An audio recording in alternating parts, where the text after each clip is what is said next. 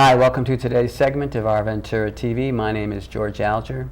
Today we're going to be talking about pain management, and our guest expert today is Simone Fortier. Welcome, Simone. Thank you. So what is pain management? Pain management is looking really at a global view of what people are going through after injury, and also looking at really what's causing the pain. And pain for each person is individual. And oftentimes, when the person is stuck in chronic pain, they feel that people don't understand that. And so where we look at kind of managing that is going and looking at, again, the global view. What's causing the pain? And with that, we start to look at the fascia. And what is the fascia? The fascia is really the system in the body. It's a structure that connects everything together. And what that means is the lymphatic. It connects the muscles, the skeletal system, all the cells, and it holds... So it's physical. It's a physical structure. And what's interesting is that it really wasn't addressed in anatomy books before 2007. The first Congress of Fascia was at Harvard in 2007. It was dissected in its entirety in 2011. So it's relatively new, but it's one of the most important structures in the body because of that connectiveness. So I'm going to do an analogy, because everyone knows what Facebook is, Instagram, LinkedIn. Well, those kind of represent systems in the body, the muscles, the nervous system, and the skeletal system. So those are kind of like that model, but the fascia is the internet. It connects everything together and communicates really everything that's happening in the body to the brain instantly. And they've now shown that it actually goes to the brain faster than the nervous system. So it is really, really important to pain, because we're looking at the whole system, not just a segmented model. And when people and practitioners are looking at the segmented model, they're like, oh, my shoulder is painful. Oh, my head hurts. Oh, and when they do that, it actually, well, everyone wants to go treat the symptom. And so they treat the symptom, which then oftentimes doesn't create lasting change. And so then people get discouraged because they're like, they've had people work on their shoulder or their calf or their Achilles or whatever for 5, 10 years, and it keeps coming back because they're treating the symptom of the pain. And usually everyone's like, yeah, you know, this hurts, but it's often not the cause. So looking at really what's causing the pain is really looking at the fascia. And that goes into very different levels. So that goes into posture. What caused the injury in the first place? What's causing the chronic pain? Why is the nerve always firing? And by taking medication, may just mask that, so then it creates other injuries or side effects long term. So we want to go to really the root cause. Now, is this type of pain management through the fascia something that individuals themselves can incorporate into their lives, or is this something you need to address through a specialist? Well, initially, you would have to get it assessed. So looking at where those lines of tension are in the body and releasing those. But there's a self-care program that people can do themselves, because when you want to open up the fascia or release it, it's very different than yoga or other different modalities. There's a tempo to it, and it also is very slow. So the rehab exercises actually re-educate the body, but they're very specific and they're so easy to do. People can't believe that that would help them. Okay, so then as a simplified look at this, would it be accurate to say that the type of pain management that you're referring to through the fascia is a type of exercise routines? Movement. Movement, okay. Yeah, it's more movement than exercises, but it engages the lymph, the nervous system, all the systems in one to really open up, and because oftentimes like people will get swelling or inflammation, and the lymph could be congested. So you could address the lymph, but if the fascia is restricted over the lymphatic vessels, then you could get the lymph moving, but still it will be congested because the fascia hasn't opened up to allow that lymph to move through. Okay, now would you say that this type of pain management falls under a general category of natural health? Well, anything to do with the body is natural health, and it is optimal way to go, because if you can do everything without introducing a toxin such as a medication, it nudges the body to start healing itself, because the body knows what it needs. It just needs a nudge. Sometimes it gets stuck. So oftentimes people, again, don't get better because their brain is stuck in fight or flight. So that means if you're running from the bear, you're not going to take time to heal. And so that stress could be the trauma of the injury. It could be post-traumatic stress disorder, because the injury created now an inappropriate response to normal stressors. And so the body's just stuck in a neurological loop. So we want to take the body out of that first. And to do that, the fascia is involved with that, and the lymphatic, to really calm the brain and the body down. And then the body can heal. And so again, you have wonderful practitioners doing great modalities on people, and then people get discouraged because they're not working.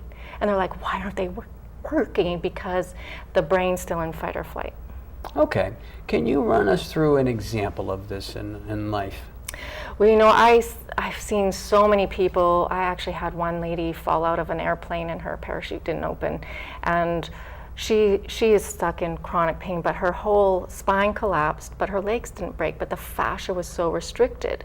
And she was going to the Chronic Pain Institute and going through that whole program, and she was referred to the fascia work 3 years after, and her response to that was she was out of pain. She was out of that neurological loop. And it was the fascia opening up so the nervous system could release and the muscles could release. So there is a hierarchy to healing, but that's an amazing example. Now the lady is functioning, her headaches are less, but she was in chronic neurological loop because the packaging of the body, which is the fascia, and it's around every muscle and every organ, was like concrete, because it just went into a protective mode, and there was nothing telling it to open up. And the fascia does actually manually have to be opened up. So it stretches in certain directions, but not in others. Can you comment on the amount of time that these exercise movements take to release pain? So unfortunately, once somebody has an injury, they do have to do self-care. And it's usually every day is optimal, because the more you move and the more you keep everything open and fluid, the less pain you have. So motion, movement is essential. But when people are in pain, they don't want to move. So it's counterintuitive. But once they start moving, and then they go through that initial short period of pain again, and then they go to the other side, they're like, oh. But here's the thing that's really interesting with people. We get them pain-free, then they stop doing the exercises. So how do we get people, when they're pain-free, because that's the great motivator, to keep doing them to prevent pain in the future? And that is really, the people that do that stay pain-free long-term. And I have an example of that. I had one gentleman, he was 70. He had 3 herniated discs. We opened up the fascia. He was going for MRIs, epidurals, this and that. He stopped all that, opened up the fascia, does the exercises every day for a half hour every day, and he has maintained, one, he can play golf still, and he can golf his age, and he has not had that pain come back. So he's dedicated to doing the exercises and the movements daily.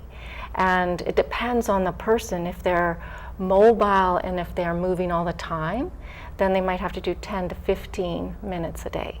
But it's an investment in your health. And so I lecture people. I'm like, if you do this forever, it's not just until you're pain-free. It's not just a month. It's not just a week. It's long-term, because the injury is there and it's permanent. So there's scar tissue, there's adhesions. And so the more we sit and not move, the stickier our body gets. Yeah. Now, what would you say to someone who just might be more interested in taking drugs? With the drugs, what it does is it breaks down other systems. So the liver, the pancreas, the kidneys, and there is always a side effect.